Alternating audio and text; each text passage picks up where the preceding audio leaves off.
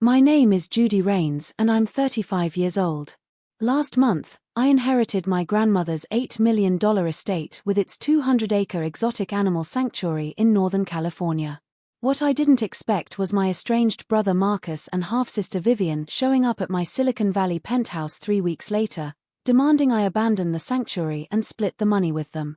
The same siblings who destroyed my relationship with my grandmother 12 years ago now wanted what I'd worked my entire life to deserve. Before I tell you how this unfolded, let me know where you're watching from. Hit that subscribe button and give this video a like if you've ever had to protect something precious from family who never valued it. The morning they appeared at my door began like any other Thursday in my carefully structured routine. I was reviewing quarterly reports for my tech company, Rains Wild Conservation Technologies, while my rescue parrot Apollo perched on my shoulder, occasionally mimicking the notification sounds from my computer. My penthouse occupies the top floor of a converted warehouse in San Francisco's Soma district, with floor-to-ceiling windows offering panoramic views of the Bay Bridge and downtown skyline. The minimalist design features reclaimed wood floors, living walls of air-purifying plants, and integrated smart home technology that controls everything from lighting to security. This space represents everything I've achieved since being cut off from my family at 18. My company, which I built from a single dorm room app into a $50 million empire, specializes in environmental and conservation technology. We develop tracking systems for endangered species, create apps that help wildlife sanctuaries manage animal care, and build anti-poaching surveillance networks used across 3 continents. The success means something to me, I won't lie. But what matters more is the purpose behind every innovation. Each one stems from lessons learned during childhood summers at Grandmother Elena's sanctuary, before my siblings' betrayal destroyed everything. My morning routine grounds me in the present while honoring my past. I start each day at 5 a.m. with meditation on my rooftop garden, surrounded by rescue plants I've nursed back to health, much like Elena once taught me to care for wounded animals. Apollo joins me for breakfast, ethically sourced fruits we share while I review conservation project updates from our field teams in Kenya, Costa Rica, and Indonesia. By 7 a.m., I'm either heading to our downtown offices or connecting virtually with sanctuary partners worldwide. The material success provides security I never had as a young adult, but the real wealth lies in knowing my work directly protects vulnerable species. Last quarter alone, our tracking technology helped law enforcement prevent the poaching of 4 to 7 elephants. Our sanctuary management software improved care protocols for over 200 facilities globally. When zoo directors tell me our systems helped save an animal's life, I hear Elena's voice echoing across the years. Every creature deserves protection, Judy. We're just the guardians. My social life centers around chosen family, people who've earned their place through consistent presence and support. Dr. Sarah Chen, my closest friend and a veterinary behaviorist, has dinner with me every Tuesday. We met during my first desperate attempt to volunteer at animal shelters after Elena cut me off, bonding over late nights caring for abandoned wildlife. Marcus Torres, my business partner and former MIT roommate, shares Sunday morning hikes in Marin County where we solve both business challenges and personal dilemmas among the redwoods. My therapist, Dr. Williams, deserves credit for helping me navigate the complex grief of losing Elena before ever reconciling with her. Dating remains complicated. My independence is something I guard carefully, having learned early that vulnerability can be weaponized. My last serious relationship ended when David couldn't understand why I refused to merge our companies or add his name to any property deeds. "You're still living like someone might betray you," he'd said during our final argument. He wasn't wrong, but self-protection had become survival instinct. The sanctuary work provides deeper healing than any relationship. Twice monthly, I volunteer at youth shelters, teaching financial literacy and entrepreneurship to kids aging out of foster care.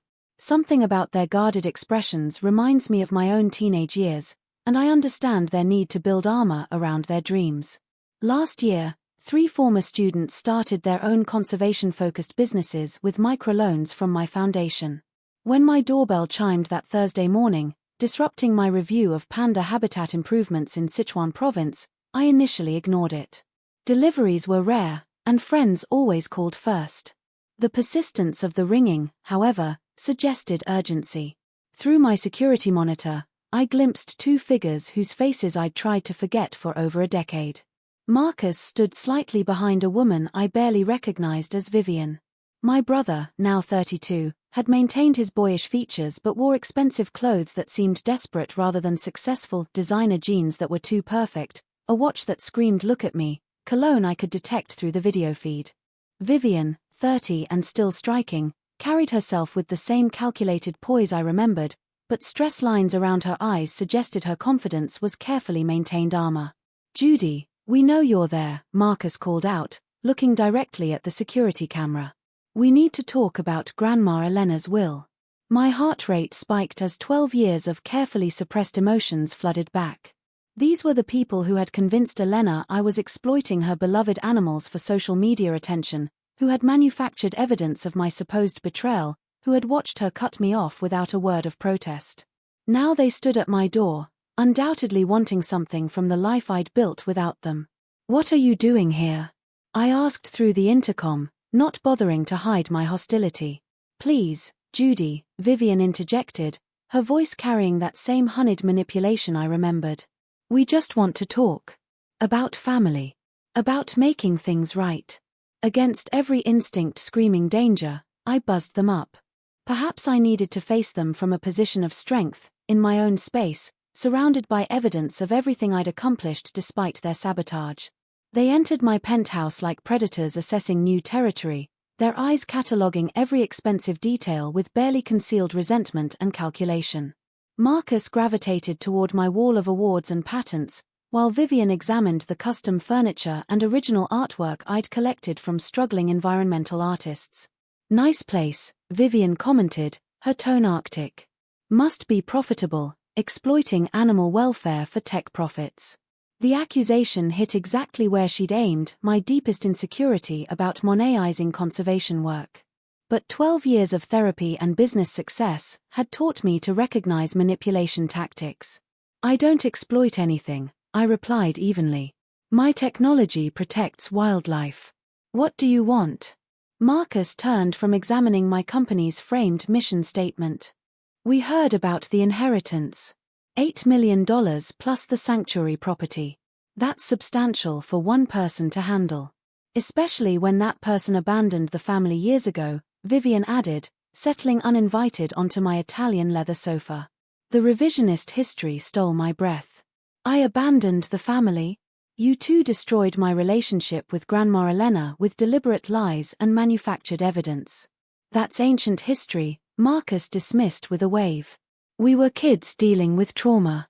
The point is, you have this massive inheritance tied up in a failing animal sanctuary that's hemorrhaging money. We have a practical solution." I crossed my arms, waiting for whatever scheme they'd concocted. "The sanctuary property is worth at least $15 million to developers," Vivian continued, pulling out a tablet with real estate assessments. "Prime location, perfect for luxury eco-homes. You could sell, split the proceeds 3 ways, and everyone benefits. You'd keep your tech fortune, we'd get fresh starts, and honestly, those animals would probably be better off in modern facilities anyway." The casual dismissal of Elena's life work ignited familiar fury. The sanctuary isn't failing. It's one of the most successful conservation facilities in California, with a waiting list of animals needing rescue and rehabilitation programs that other sanctuaries replicate. "According to who?" Marcus challenged. "You. The person who profits from keeping it running?" "According to the State Wildlife Commission, the Association of Zoos and Aquariums, and 3 federal conservation agencies," I shot back. "Elena spent 40 years building something extraordinary. I won't let you destroy it for quick cash." Vivian leaned forward, her expression shifting to mock concern. "Judy, we understand your emotional attachment. But be practical. You have a multi-million-dollar business to run. The sanctuary is in rural California, hours from your life here. How much time can you really dedicate to animal care?" Her words echoed my own midnight anxieties about balancing responsibilities, another manipulation tactic that revealed how much research they'd done before arriving. "I have qualified staff and systems in place," I replied. "The sanctuary operates efficiently whether I'm physically present or not." Staff you're paying with inheritance money, Marcus noted. Money that could be earning returns in investments instead of disappearing into animal feed and veterinary bills. The conversation was following their predetermined script, leading toward whatever ultimatum they'd planned. I decided to derail it. Why now? I asked directly. Elena died 6 months ago. The will was read 4 months ago. Why are you here today? They exchanged glances, the first crack in their coordinated presentation. We wanted to give you time to process, Vivian said smoothly, but her hesitation revealed the lie. Try again, I pressed. What changed? What do you need money for so urgently that you'd approach the sister you helped destroy? Marcus's facade crumbled slightly. Fine. I have some debts. Investment ventures that didn't pan out. Nothing I can't handle with proper capital. Gambling debts, I translated, recognizing the evasive language. His silence confirmed my guess. I turned to Vivian. And you? I don't owe you explanations, she snapped. We're family. Family helps family, especially when that family member has more resources than they need. Family, I repeated slowly. Is that what we are? Because family doesn't usually frame each other for crimes they didn't commit. The memory still burned with fresh intensity. At 17, during my final summer at the sanctuary, I'd been responsible for evening feeding routines. Elena trusted me with keys to every enclosure, a responsibility I'd earned through years of dedicated work. That particular evening, distracted by college application stress, I'd left the gate to Sasha's enclosure improperly latched. The white tiger, curious and intelligent, had nosed it open and wandered into the adjacent habitat, startling a family of lemurs and injuring her paw on some rocks during the resulting chaos. It was a genuine accident, the kind of mistake any staff member might make during thousands of routine procedures. But Marcus and Vivian had seized the opportunity with calculated precision. Within days, they'd created fake social media accounts in my name, populated with photos they'd secretly taken of me interacting with animals over previous months. They crafted posts suggesting I was using the sanctuary for online fame, complete with hashtags about living my best life and wild animal bestie content that painted me as someone exploiting Elena's work for social media attention. When Elena discovered their fabricated evidence, her disappointment was devastating. The woman who'd raised me after my parents died in a car accident when I was 5, who'd taught me that animals deserved respect and protection above all else, believed I'd betrayed everything she valued. Her expression when she confronted me, disbelief mixed with heartbreak, remains seared in my memory. You've made a mockery of everything I've tried to teach you, she'd said, holding printed screenshots of the fake posts. These innocent creatures trust us, Judy. They depend on us. And you've turned them into props for internet attention. My desperate denials fell on ears already poisoned against me. Elena sent me to boarding school that week, cutting off all financial support and emotional connection. The message was clear: I was no longer welcome in her life or her work. You destroyed my relationship with the person I loved most, I continued, my voice steady despite the emotional hurricane building inside. I worked 3 jobs through college, built my business from nothing, tried for 12 years to reconnect with her. She ignored every letter, every email, every attempt at reconciliation because of your lies. And look how well that worked out for you, Vivian smirked with breathtaking callousness. You're successful, independent, wealthy. You should thank us for forcing you to become self-sufficient. The audacity of claiming credit for my achievements after sabotaging my foundation was so outrageous I actually laughed, a sharp, disbelieving sound that made Apollo squawk in concern. You think destroying a teenage girl's family relationships was some kind of favor? I asked incredulously. It made you stronger, Marcus said earnestly, as if he genuinely believed his rationalization. You built something amazing. Without our intervention, you might have stayed dependent on Elena forever. Before I could respond to this twisted logic, Vivian played what they clearly considered their trump card. The sanctuary is violating federal wildlife regulations, she announced with theatrical gravity. We have extensive documentation of serious violations that could result in criminal charges and immediate facility closure. My blood ran cold, but not for the reasons they expected. Elena had run an impeccable operation, and I'd maintained those standards. The only way violations could exist was through deliberate sabotage or fabrication. What kind of documentation? I asked carefully. Marcus pulled out a thick folder with official-looking tabs and labels. Photos of overcrowded enclosures, evidence of inadequate veterinary care, proof of illegal animal acquisitions, documentation of safety violations that endanger both animals and visitors. I examined their materials with growing recognition of their methods. The photos were professionally taken but cleverly deceptive shots of temporary holding areas during habitat construction made to look like permanent overcrowding, images of animals during medical procedures presented as evidence of neglect, paperwork that had been subtly altered to suggest regulatory violations. These are very thorough, I said calmly, noting timestamp inconsistencies and digital artifacts suggesting photo manipulation. We've been documenting problems for weeks, Vivian added with false reluctance. As much as we'd prefer to handle this family matter privately, we have ethical obligations to report animal welfare violations. Interesting timing, I observed. When exactly did you take these photos? Does it matter? Marcus replied too quickly. The point is, these violations exist. The authorities will have to act on credible evidence. Actually, timing matters quite a lot. I pulled out my tablet, accessing the sanctuary's comprehensive security system. Because every inch of the property is monitored by high-definition cameras with facial recognition and timestamp verification. The same technology my company developed for wildlife tracking and anti-poaching surveillance. Their confidence began to falter as I pulled up footage from the past month, showing their multiple trespassing incidents with perfect clarity. Let's see, I continued, navigating through recorded files. Here's footage from 3 weeks ago showing you, Marcus, climbing the perimeter fence near the tiger habitat at 2:17 a.m. And here's Vivian, 2 days later, tampering with the lemur enclosure lock and staging photos with a telephoto lens. The color drained from their faces as I displayed high-resolution video evidence of their scheme. My personal favorite, I said, pulling up another file, is this footage of you both discussing your plan to plant evidence and coerce me into selling.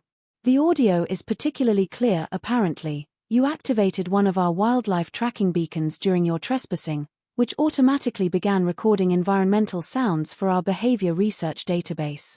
Their voices played back with crystal clarity, Marcus explaining how they'd researched my emotional triggers, Vivian detailing her photo manipulation techniques, both of them laughing about finally getting payback for my supposed advantages growing up. You've been recording us illegally, Vivian accused desperately. Actually, no. California is a two-party consent state for private conversations, but this is private property with posted surveillance notices. Anyone entering consents to monitoring. Plus, the wildlife tracking beacons you triggered are part of legitimate research operations with federal permits. The legal reality of their situation settled over them like fog rolling in from the bay. What exactly do you want from us? Marcus asked, his earlier bravado completely evaporated. I want you to understand something, I said, moving to my desk.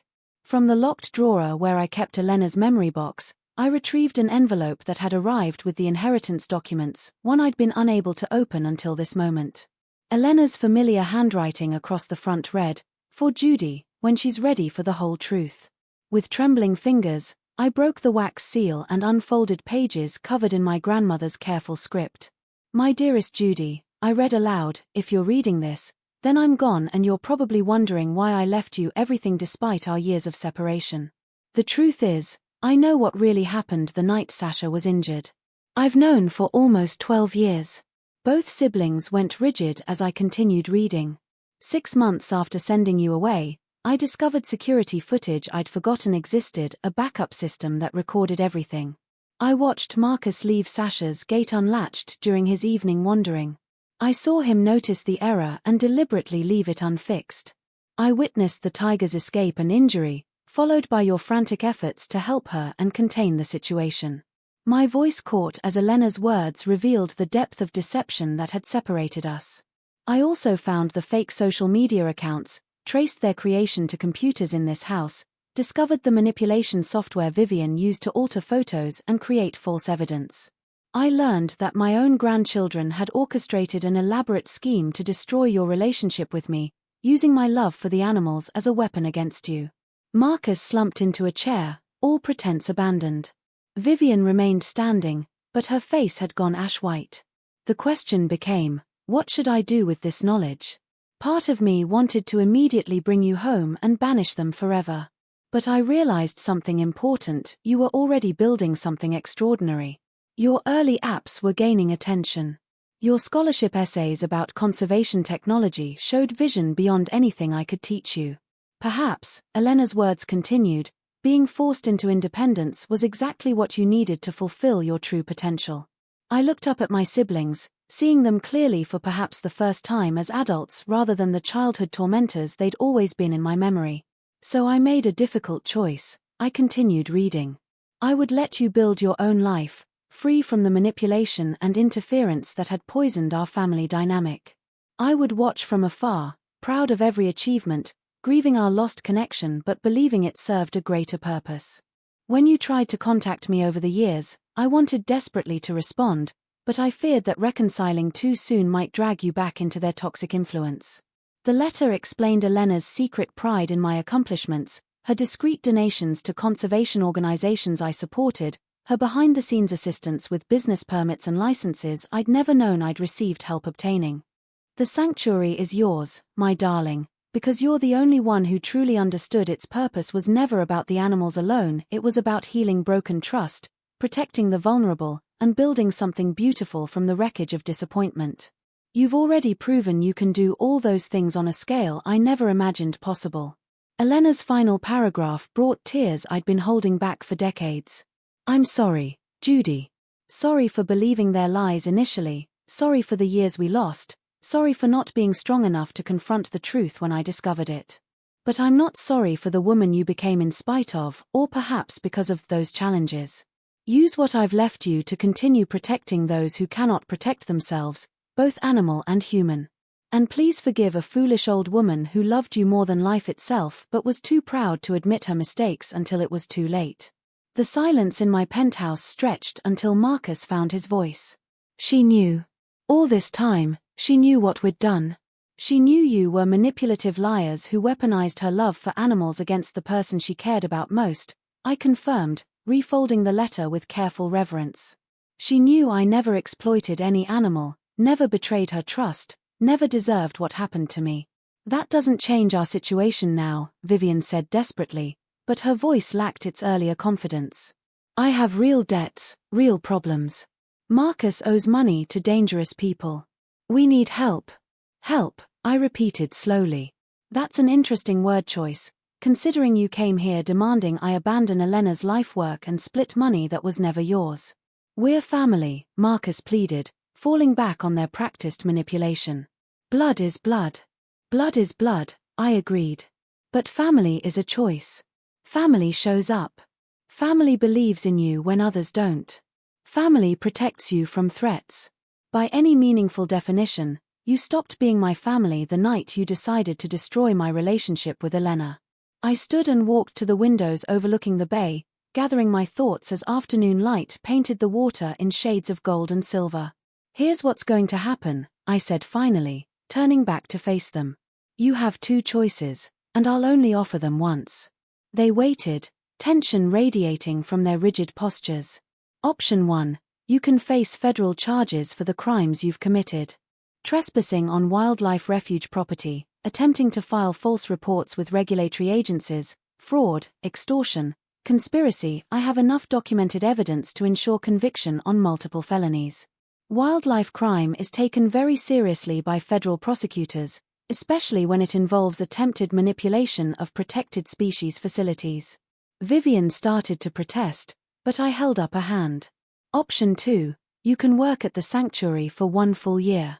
Real work, cleaning enclosures, preparing animal diets, assisting with veterinary care, maintaining facilities, educating visitors. You'll earn standard wages for sanctuary workers, $32,000 annually plus housing in staff quarters. If you complete the year with genuine effort and demonstrable change in character, I'll consider offering permanent positions at fair market rates. You can't be serious, Vivian sputtered. I have an MBA. I'm not cleaning up after animals for minimum wage. Those are your options, I replied calmly. Federal prison or honest work, learning skills that might actually contribute something positive to the world. Marcus looked torn between hope and despair. The people I owe money to, they won't wait a year. The sanctuary is in Mendocino County, 3 hours from San Francisco. Perfect place to disappear from old problems and start addressing the gambling addiction that created them. Elena partnered with several excellent treatment programs. And if we refuse both options? Vivian asked. Then you'll discover exactly how seriously the federal government takes wildlife crime, especially when it involves attempted fraud against protected species facilities receiving federal conservation funding. The weight of their situation settled over them like morning fog rolling across the bay. Marcus, always the more emotionally transparent of the two, broke first. I'll do it, he said quietly. I need help anyway, with the gambling. Maybe working with the animals, like we used to when we were kids, before everything got so twisted. He looked genuinely broken, and for the first time in decades, I saw glimpses of the little brother I'd once adored, the boy who'd followed me around the sanctuary, wide-eyed with wonder at the rescued creatures Elena collected. Vivian stared at us both with undisguised contempt. This is insane. I'm not spending a year shoveling manure and living in some rustic cabin. I'd rather take my chances with lawyers. That's your choice, I replied. But understand that I have resources to ensure the best possible prosecution. Environmental crime attorneys, federal connections, unlimited funding for investigation. This isn't small-town justice we're talking about. You'd really destroy your own sister over money, she accused. I'm not destroying anyone, I corrected. I'm offering consequences for actions and an opportunity for redemption. You're the one choosing destruction over growth. 3 months later, I stood in the sanctuary's main courtyard, watching Marcus explain tiger behavior to a group of fascinated school children. His natural charm, once used for manipulation, had found healthier expression in education and animal advocacy. The gambling addiction remained a daily struggle, but weekly therapy sessions and the structure of sanctuary life provided stability he'd never experienced as an adult. Miss Judy, 7-year-old Emma called out, tugging on my jacket. Mr. Marcus says the tigers can swim. Is that really true? It is, I confirmed, smiling at her wonder. Want to see Sasha demonstrate? Sasha, now 18 and moving slowly but still majestic, padded toward the large pool Elena had installed in her habitat. The white tiger who'd been injured during my teenage mistake was now thriving in her golden years, her paw fully healed and her confidence restored through years of excellent care. Marcus caught my eye across the group of children, his expression mixing gratitude with lingering shame. We were still rebuilding trust, still learning how to be siblings without the toxic dynamics that had defined our childhood. But progress was measurable in his dedication to daily routines, his growing expertise with animal behavior, his genuine remorse for past actions. Vivian had chosen prosecution and received a 2-year suspended sentence plus 500 hours of community service at environmental organizations. She'd also been required to pay restitution for damages to the sanctuary and faced ongoing civil lawsuits related to her fraud attempts. Pride had cost her everything, but the door to redemption remained open if she ever chose to walk through it. The sanctuary itself had flourished under expanded conservation programs. Elena's bequest, combined with my technology company profits, funded habitat improvements that doubled our rescue capacity. We'd saved 3 endangered species from extinction, pioneered rehabilitation techniques now used globally, and trained conservation professionals who carried our methods to facilities worldwide. My personal healing had been slower but equally meaningful. Dr. Williams helped me process the complex grief of losing Elena before ever truly reconciling, the survivor guilt of thriving while others suffered consequences of their choices, and the challenge of learning to trust that success could be permanent rather than temporarily borrowed. Dating remained complicated, but I'd begun seeing David again, the man who'd challenged my emotional walls and waited patiently while I learned to lower them gradually. Our relationship rebuilt on foundation of honest communication about trauma responses and mutual commitment to supporting each other's growth. The technology company continued expanding, with new contracts to provide conservation systems for national parks, international wildlife reserves, and marine sanctuaries. Every innovation carried Elena's influence, the understanding that protection of vulnerable beings requires both sophisticated tools and unwavering commitment. As the school group concluded their visit, Marcus approached with his monthly report on sanctuary operations. His handwriting had improved, his organizational skills were developing, and his genuine care for the animals was unmistakable. "The new lemur family is adjusting well," he reported. "And the veterinarian says Sasha's arthritis is manageable with the new treatment protocol." "Good work," I acknowledged, meaning it sincerely. He hesitated before continuing. "Judy, I know I can never undo what Vivian and I did. I know I don't deserve forgiveness or a place here. But I want you to know that working with these animals, seeing how much care they need, understanding what Elena built here, I finally comprehend what we tried to destroy. And I'm truly sorry." The apology carried weight because it was backed by months of consistent action, daily proof of changed priorities, and growing understanding of conservation work's true meaning. "Apologies matter," I replied. "But what matters more is who you choose to become going forward." As sunset painted the sanctuary in golden light, I walked among the habitats Elena had created and I'd expanded. Tigers dozed in late afternoon warmth, lemurs chattered in their favorite trees, rescued birds preened in aviaries designed for both safety and natural behavior. Each enclosure told a story of second chances, careful rehabilitation, and the possibility of healing from even severe trauma. Elena's letter rested in a frame on my office desk, her words a daily reminder that love sometimes requires difficult choices, that protection can look like abandonment, and that forgiveness includes holding people accountable for their actions while leaving room for redemption. The inheritance had been about much more than money or property. It was validation, purpose, and the power to continue a legacy of protecting those who couldn't protect themselves. But most importantly, it had taught me that building something beautiful from broken pieces requires not just resources and determination, but the wisdom to know when to fight, when to forgive, and when to simply let consequences teach lessons that words never could. Have you ever had to choose between family loyalty and protecting something precious? Have you faced people who demanded forgiveness without showing genuine change? Share your stories in the comments below. I'd love to hear how you've navigated the complex balance between compassion and boundaries. Remember, sometimes the strongest thing you can do is say no to people who don't share your values, even when they share your blood. True family is built on mutual respect, consistent support, and shared commitment to protecting what matters most. Like this video if it resonated with you, subscribe for more stories about standing up for what you believe in, and remember, you deserve to protect the beautiful life you've worked so hard to build.